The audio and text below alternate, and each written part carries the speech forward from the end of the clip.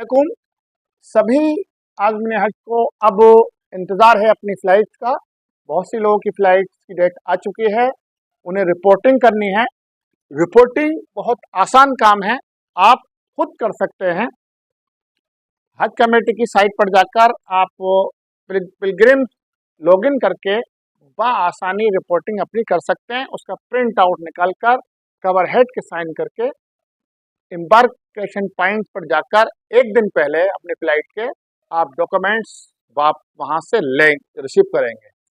उस डॉक्यूमेंट में आपके पासपोर्ट होगा, वीज़ा होगा, बोर्डिंग पास होगा और ब्रेसलेट होगी हाथ में पहनने का और कुछ आईडी कार्ड होंगे। उसके साथ साथ तीन आपके एक आदमी हज के लिए 3 टैग होंगे जो आपके लगेज में आपको बांधने हैं।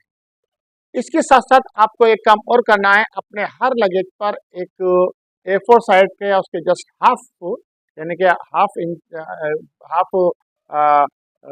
जो है फिट का एक आईडी प्रूफ के तौर पर अपना फोटोग्राफ लगाकर या तिरंगा झंडे के साथ अपना इंडिया लिखिए, उसके नीचे अपना नाम लिखिए, कवर नंबर लिखिए, फ्लाइट लिखिए फ्रॉम पॉइंट टू, यानी कि अगर आपकी दिल्ली है तो दिल्ली टू मदीना और मुंबई से है मुंबई टू जद्दा या हैदराबाद टू जद्दा, जहाँ की भी आपकी फ़्लाइट जा रही है आपको वो लिखना है। और इसी तरह उस फ्लाइट का नंबर लिखना है जो आपके स्टेटस पर शो हो रहा है, और इसके साथ साथ अपना एड्रेस और मोबाइल नंबर भी लिख सकते हैं या ईमेल आईडी। इतनी इन्फॉर्मेशन आप अपने जो टैग लगाएंगे उस पर लिख दीजिए, ताकि खुदा न खास्ते आपका कहीं सामान मिसप्लेस हो जाता है और आपको टेक्निकल तरीके से भी नहीं मिल पाया तो आपका सामान आप तक पहुंच जाएगा। लेकिन इस बार खुशखबरी ये है, हज सुविधा ऐप के ज़रिए जो आप स्कैन करेंगे अपने सामान का टैग पर, तो उससे आपका सामान खोने की बहुत कम इम्कानात हैं, और अगर खो भी जाता है तो आपके रूम तक पहुंचा दिया जाएगा। देखिए, आप जो लोग शुरू की फ्लाइट में जा रहे हैं सब मदीना जा रहे हैं, और मदीने जाने वाले लोगों के लिए मैं कहूँगा कि आप बहुत हल्के होकर जाएंगे। हल्के से मतलब ये है कि आप सिविल ड्रेस में जाएंगे, कुर्ता पजामा या पैंट शर्ट में जाएंगे।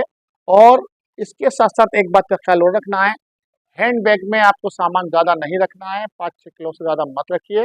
इसके साथ आपका जो लगेज होगा, लगेज में भी कोशिश कीजिए कि खाने पीने का सामान एक बैग में रखिए, अपने कपड़े वगैरह जो हैं एक बैग में रखिए, और हैंड बैग में अपना डॉक्यूमेंट्स रखिए। आप जो करेंसी ले जा रहे हैं उसको भी कई जगह बांट लीजिए, और कोशिश ये कीजिए करेंसी कम से कम ले जाएं आप, और आप डिजिटल करेंसी ले जाएं, यानी कि आप डिजिटल कार्ड बनवा लें, यानी कि फॉरेन ट्रेवल कार्ड जो है वो आप किसी भी बैंक का बनवा सकते हैं। हज कमेटी ऑफ इंडिया से लोग जा रहे हैं उनके लिए सलाह ये है कि वो स्टेट बैंक ऑफ इंडिया का कार्ड बनाएं, तो उनके लिए सस्ता और अच्छा रहेगा। इसके साथ साथ आप कुछ लोग पूछते हैं कि वहाँ पर हमें कितना खर्चा करना है, यानी कि हम कितना पैसा ले जाएं वहाँ। तो देखिए, आप हज करने जा रहे हैं, कोई शॉपिंग करने नहीं जा रहे हैं, कोई प्रोग्राम में आप नहीं जा रहे हैं, तो आपको खर्चा जो है बहुत कम से कम करना होगा। कम से कम से जो हमने कैलकुलेट किया है, आप 1800 से लेकर 2100 रियाल तक एक आदमी खर्च कर लेता है, अगर कोई बड़ी शॉपिंग नहीं करे तो आप कम पैसे ले जाएं, 2000 रियाल के हिसाब से ले जाएं। और अगर आपको कुछ शॉपिंग करनी है तो हम फिर कहता हूं, आप स्मार्ट कार्ड ले जाइए, ट्रेवलिंग कार्ड, उसके ज़रिए आप शॉपिंग कर सकते हैं, क्योंकि सबकी शॉपिंग का मिकदार और अमाउंट अलग अलग होगा, इसलिए उसके बारे में बताना मुनासिब नहीं होगा। इसके साथ एक काम और आप करेंगे, आप जाने से पहले एक पूरा एक रोड मैप बना लीजिए कि आपको कब कब कैसे कैसे जाना है, कहाँ कहाँ क्या क्या काम करने हैं। इसका पूरा आपने ट्रेनिंग में समझ लिया होगा। अगर नहीं समझा है तो आप एक बार पूरी ट्रेनिंग का अपना वीडियोस देख लीजिए, जो आपके यहाँ ट्रेनिंग हुई है उनकी रिकॉर्डिंग देख लीजिए, उससे आपको आसानी हो जाएगी। एक बात का ख्याल रखना है आपको, मदीना 8 दिन जो है क़याम करना है। 8 दिन में कोशिश करनी है कि आपकी बाजमात नमाज़ें क़ज़ा ना होनी चाहिए। शॉपिंग या ज़ियारत के चक्कर में आप नमाज़ों को बाजमात पढ़िए तो आपको बहुत अच्छा भी महसूस होगा, और आपका 40 नमाज पढ़ने का जो एक टारगेट रहता है मदीने में, वो भी पूरा होगा। रियाजुल जन्ना का वहाँ पर रहता है एक दिन, तो वो आप परेशान ना हो, आपके जो साथी होंगे वो आपको बता देंगे, आपके खादिम हुज्जाज जो होंगे वो आपको बता देंगे कि कब आपको रियाजुल जन्ना के लिए आपको बुलाया जाएगा। नुसुफ एप्लीकेशन के थ्रू आप खुद बुक कर सकते हैं, कब आप जाना चाहते हैं तो उसमें पूरा स्लॉट खुलकर आ जाएगा। नुसुफ एप्लीकेशन से आप पर्सनल भी रियाजुल जन्ना का पास जारी करके क्यूआर कोड के थ्रू डायरेक्ट भी जा सकते हैं।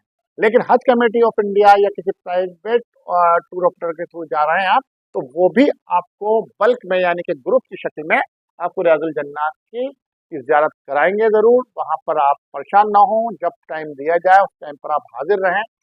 वो ज़ियारत आपकी मदीना जाने से कुछ दिन पहले होती है, 1 या 2 दिन पहले होती है, तो शुरू में आप उसके लिए परेशान ना हो। शुरू में आप इबादत में टाइम लगाएं।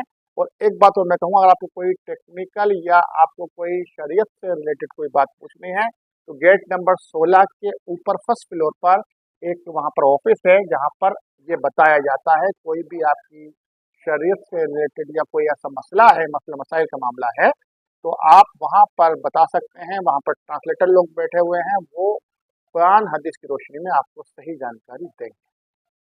दूसरी बात, वहाँ चप्पलों का बहुत ख्याल रखना होता है। जगह जगह बॉक्स रखे रहते हैं, उन पर नंबर पड़े होते हैं। अपनी चप्पल आप उन बॉक्स में रख के नंबर को याद रख लीजिए। अगर आप भूल की बीमारी है आपकी, भूल जाते हैं जल्दी जल्दी, तो कहीं लिख लीजिए या उसका फोटो खींच लीजिए, ताकि आप नमाज पढ़कर जब वापस हों 1-2 घंटे बाद, तो आप उसी जगह पर अपना चप्पल रहें। वो नंबर यूनिक होते हैं, जो एक नंबर होगा वो आपको आसपास कहीं नंबर नजर नहीं आएगा। इसका ख्याल रखिए। और जिस गेट से आप जा रहे हों उस गेट की पहचान कर लें, वहीं से आप वापस हों।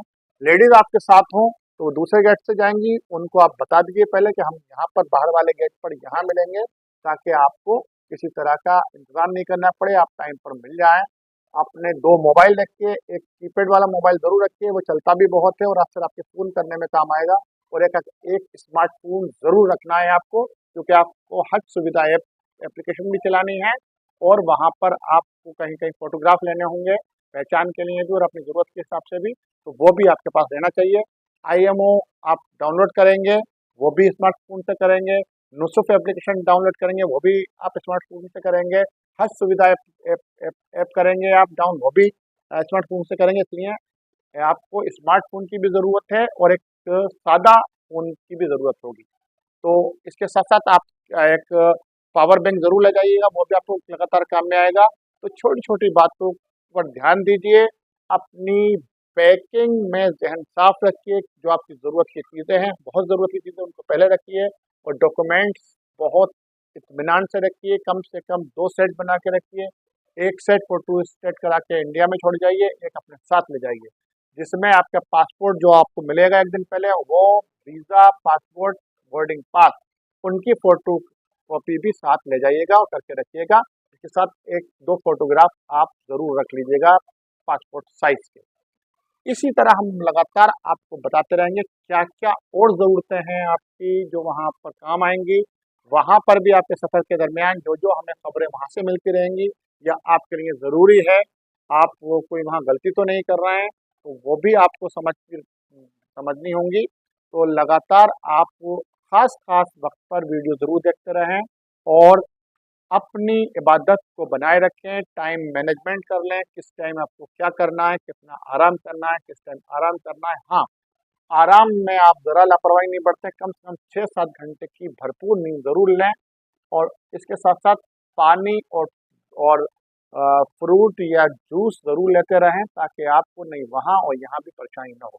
गर्मी शुरू हो गई है, यहाँ से ज़्यादा वहाँ भी गर्मी होगी। दोपहर में ज़्यादा सफ़र करने से बचें, और अगर आप दोपहर में निकलना ही है नमाज के लिए या बहुत ज़रूरी काम के लिए, तो आप छाता ज़रूर रखिए, और आँखों पर आप जो है सन ग्लास ज़रूर लगाइए, चश्मा लगा लीजिए धूप का, और पैर को ढककर निकलिए, ताकि आपको किसी बीमारी से या हॉट स्ट्रोक से बचाया जा सके।